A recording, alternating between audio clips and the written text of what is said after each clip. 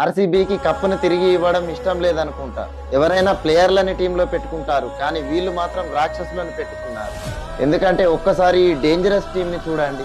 Opening లో Virat Kohli and Phil Salt ప్రత్యర్థి బౌలర్లు విలవిలలాడేలా విధ్వంసం సృష్టిస్తారు.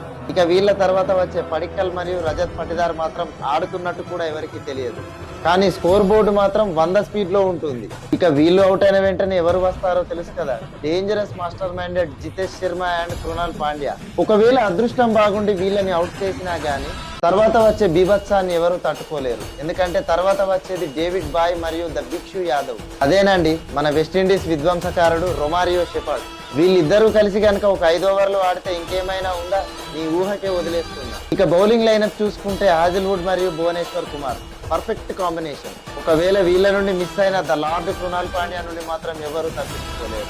ఇక ఇదంతా చూస్తుంటే ఏమనిపిస్తుంది, ఈసారి కూడా కప్పు కొట్టే అవకాశాలు 100కి 100 ఉన్నాయి. సో వీడియో నచ్చితే లైక్ చేసి ఈ వీడియోని ఆర్సీబీ ఫ్యాన్స్ అందరికీ షేర్ చేయండి.